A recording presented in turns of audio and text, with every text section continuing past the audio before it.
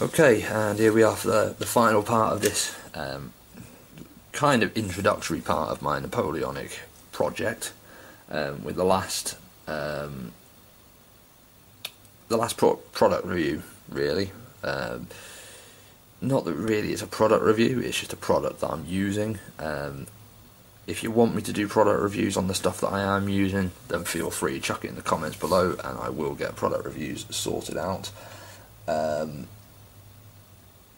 But this, like I say, is not an actual product review. This is basically just a product that I'm using at the moment.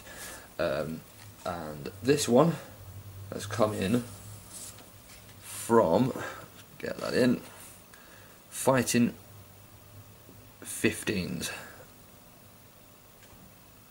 And this is a company that does a load of different bits and pieces, but the reason why I'm using them is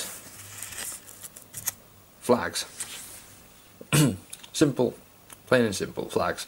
Now, in my other video, I did say that there was a reason why I was trying to use two standards in a unit rather than just one, and this is the reason.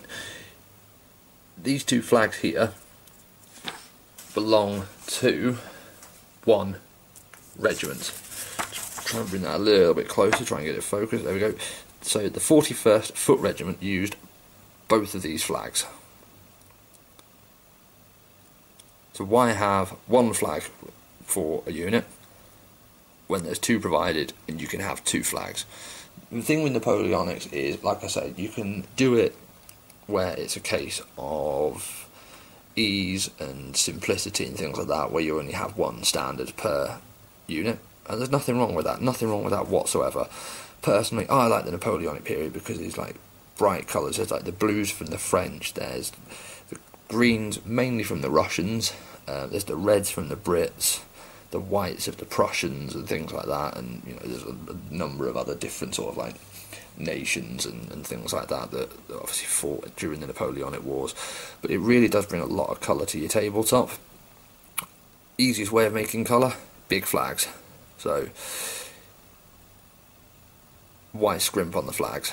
Get the flags out, they're brilliant. I think they look absolutely fantastic, and when you get a load of them on the table, it just looks absolutely amazing. It really does look good. But they're the 41st, bleh, got my tongue stuck in my back tooth, 41st Foot Regiment. There's those two. So when you order them, you get a choice of, it will give you a scroll down option, and you can choose between sort of a gap of 4. So for this one, I've got the 41st, the 42nd, also known as the Black Watch, the 43rd Monmouthshire Light Infantry,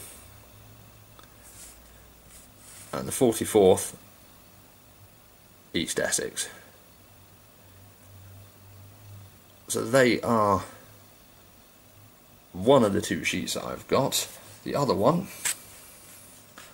exactly the same, well not exactly the same, but it's a similar setup. And again, I've got the 29th Worcestershire Regiment, the 30th Cambridgeshire, the 31st Huntingdonshire, and the 32nd Cornwall. Now, it's just on normal paper. The idea, I think, is you just sort of cut round it with a craft knife, glue it onto your model with some PVA or some other sort of glue similar, and while the glue is sort of drying, you sort of bend it to obviously make it look as though it's sort of flapping in the wind and all that sort of stuff. So, but that's that. The reason why I thought I'd put these on camera is because the quality of them is absolutely brilliant. The quality is really good. Like I say, it's just on standard paper, but the quality of the printing is really quite good. So these are the flags that I'm going to be using, I believe. I mean, I am keeping my eyes open on the market for other miniatures, other flags and bits and pieces like that, because like I say, if you get a few other bits and pieces in, it sort of varies everything up. So it's always good to vary things up a little bit. So that's just the last part of the this video. Like I say, if there's any questions that you do have in regards to the Napoleonic era, any sort of things like that, any companies that you want to look into getting models from, or any questions that you do have for me, drop a comment below. You know, I will try and answer any questions that you do come up with. Any suggestions that you do have, again, drop them in the comments. I'll have a look at them and I'll see what I can do in regards to those.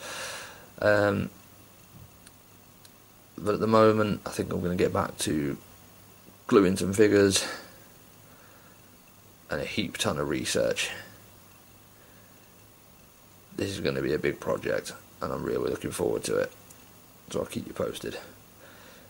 Cheers guys, take care.